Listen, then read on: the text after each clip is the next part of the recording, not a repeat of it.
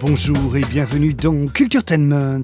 Marcel Duchamp aurait-il tué la peinture? La réponse dans notre reportage, mais on commence tout de suite par nos coups de cœur musique de la semaine et ils sont nombreux cette fois-ci.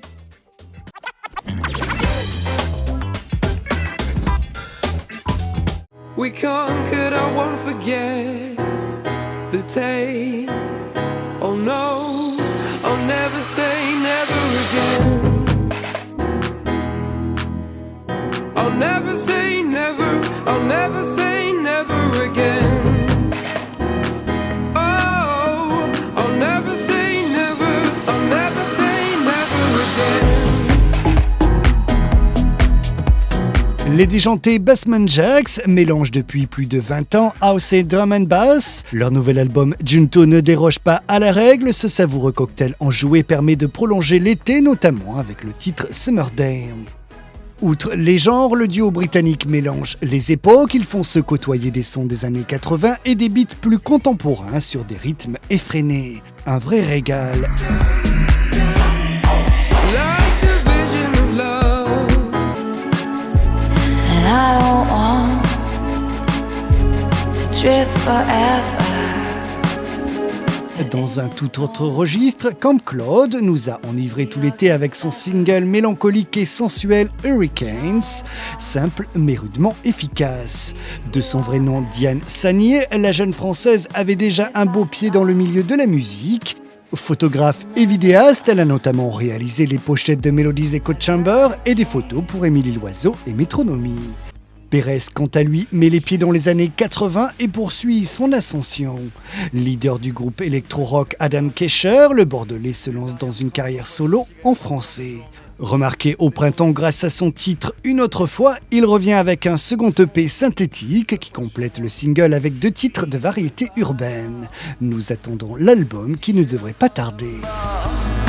Et quand la journée touche à sa fin et qu'il faut nettoyer le sol, je me retrouve la tête à l'envers sur le comptoir, les 4 pattes en l'air. Ça me fait faire des cauchemars. Ça me fait faire des cauchemars.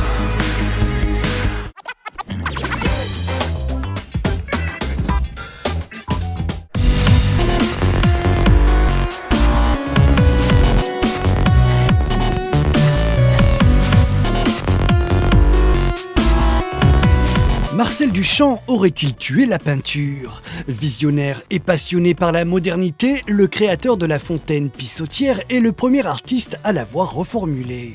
Le Centre Pompidou, à travers l'exposition Marcel Duchamp, la peinture même, nous aide à mieux comprendre, par le biais de ses inspirations et ses influences, la démarche de cette figure majeure de l'art du XXe siècle. Alors, Marcel Duchamp est surtout connu pour ses ready-made, c'est-à-dire ce fameux geste où il va choisir un porte-bouteille au BHV, mettre une inscription et considérer cet objet comme une œuvre. Or, on oublie souvent que Marcel Duchamp a d'abord été un peintre qui commence au début du siècle. Il commence à exposer dans les salons vers 1908-1910.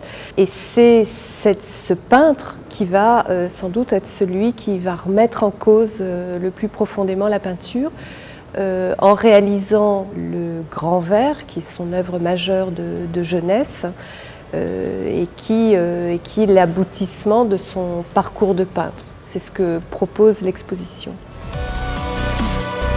Le Grand Verre est un projet très, très ambitieux. Le titre de cette œuvre, c'est La mariée mise à nu par ses célibataires même, donc tout un programme, où l'on voit en fait une grande plaque de verre qui fait presque 3 mètres de haut, divisée en 2 parties.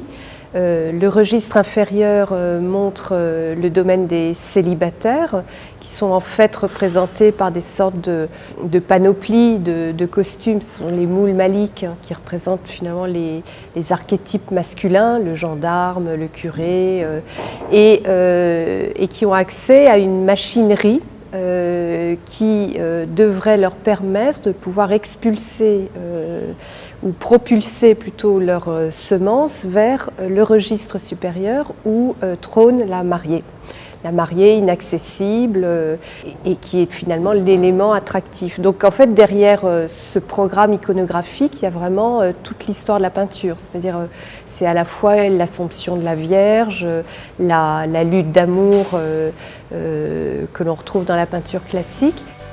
Mais c'est aussi un projet technique très novateur, expliqué dans plusieurs notes prises par l'artiste lui-même et exposé ici.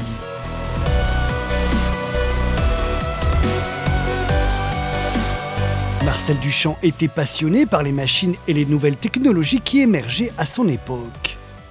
On raconte souvent que Marcel Duchamp s'est rendu au salon de l'aéronautique en 1912 avec le poète Apollinaire et aussi le sculpteur Brancusi. Et donc ils se rendent dans ce salon et on dit que Marcel Duchamp se serait extasié devant une hélice d'avion en décrétant que c'était finalement plus beau que la sculpture, l'objet manufacturé et surtout évidemment la machine dans le sens où la machine crée du mouvement et en même temps une sorte d'apport technologique tout à fait nouveau. Donc il y a cette fascination, je dirais un peu prométhéenne par rapport à la machine et également un intérêt presque scientifique. C'est-à-dire Marcel Duchamp, c'est quelqu'un qui était assez fort en mathématiques, très bon joueur d'échecs et quelqu'un qui était assez à l'aise avec la conceptualisation du mouvement, les nouveautés mathématiques, chimiques. Et donc tout cet ensemble l'intéressait. Il s'intéressait notamment aux rayons X qui commençaient vraiment à être une science à part entière dans les hôpitaux. Et il a souhaité construire un art qui soit le reflet de cette évolution technique et scientifique. Il a effectivement une approche très très précoce de l'idée d'installation, avec notamment ces machines optiques comme la rotative qu'il met dans son appartement, ou encore ces ready-made qu'il installe dans son atelier en prenant en compte les ombres projetées que créent ces objets dans l'espace, puisqu'il les suspend au plafond. Complexe mais accessible, l'exposition Marcel Duchamp, la peinture même, nous plonge dans un des cerveaux les plus passionnants du XXe siècle.